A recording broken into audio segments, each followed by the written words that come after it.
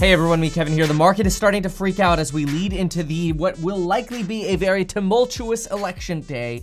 And according to the America Psychological Association, 70% of Americans are stressed out about the election. We are just 6 days away from the election. Stimulus hopes are fading and stocks are plummeting. Let's hit the updates. Quick notes, I have caught up with all of the requests for bundle coupon codes so far, and I will be changing the price officially today at 7 p.m., slightly behind my promised time frame. So if you still want to check out that coupon code, it will be live until 7 p.m. tonight in the links down below for all of the amazing courses. Okay, first, the stock market is falling substantially. This is important for stimulus because remember, Donald Trump evaluates his personal performance based on what the stock market is doing. This happening right before the election does not bode well for Donald Trump, in the opinion of Donald Trump. This is not me forecasting. We know that Donald Trump does not like this.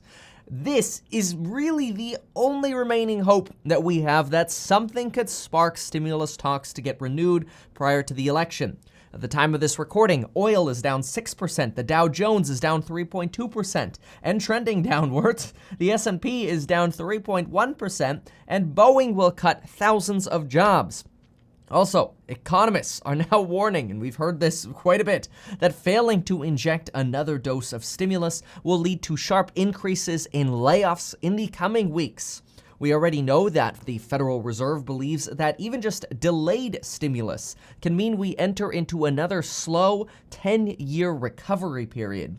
This comes as the European Central Bank is already planning to respond with new rounds of stimulus. And when we look to the United States, the Senate is on vacation and work has pretty much ground to a halt in the House of Representatives.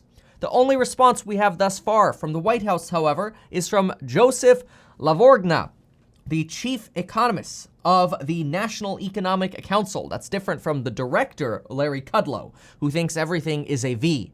Quite frankly, I'm beginning to think Larry Kudlow does not know what a V is. Joseph states that the current stock market declines are, quote, unremarkable, and that the, quote, underlying American economy remains fundamentally strong. He cited again the weekly unemployment claims that have been trending downwards. This is true. And that retail sales are above their prior peaks. This is also true.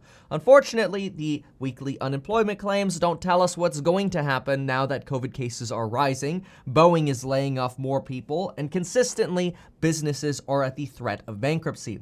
Retail sales also tend to represent those with higher income, particularly white-collar workers, not blue-collar workers who are more likely to suffer during this pandemic. Additionally, Joseph went on to say, quote, the economy looks pretty darn healthy, and that's what's going to eventually steady stocks. I'm not worried. I think the markets are very much sending a message of growth and a rebound. Well, you certainly wouldn't think that if you opened up Webull today, which I'm too embarrassed to even open it up right now because it's so bloody red. But you could still get 3 free stocks with Webull when you deposit $100 and get your life insurance in as little as 5 minutes.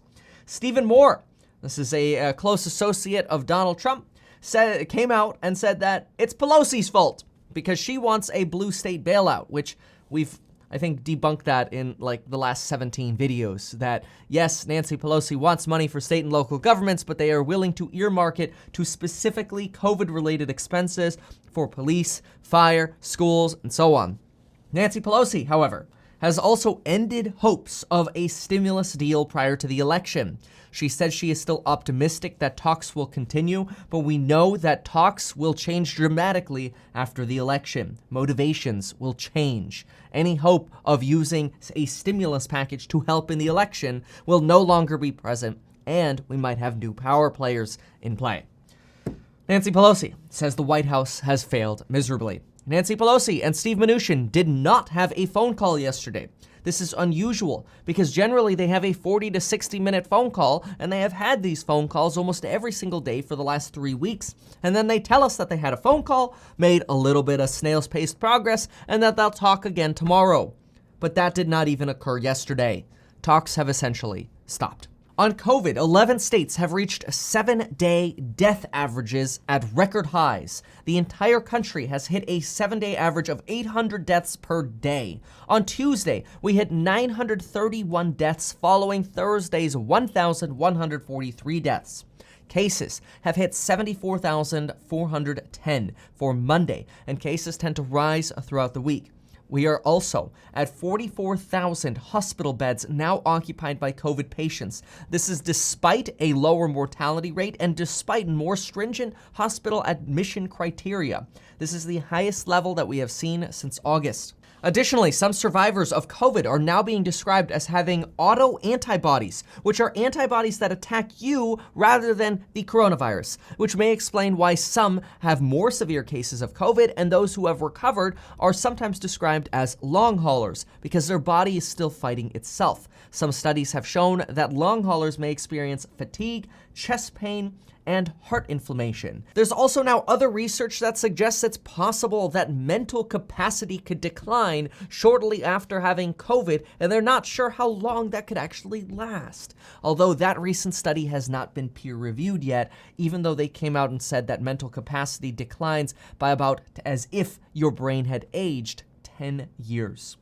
European governments are weighing even more severe shutdowns than they had in the spring, and the United States is looking to Europe as what may be coming to the United States. It's said that Europe is 2 weeks ahead of the United States. Newark, New Jersey has already imposed a curfew and reinstated a ban on gatherings. Pfizer's vaccine is deemed to be in, quote, the last mile of vaccine development, but it's too soon to determine whether or not the vaccine is safe yet. It will likely be weeks before we have solid news on a vaccine. That's the update for today. Thanks so much for watching, and we'll see you next time.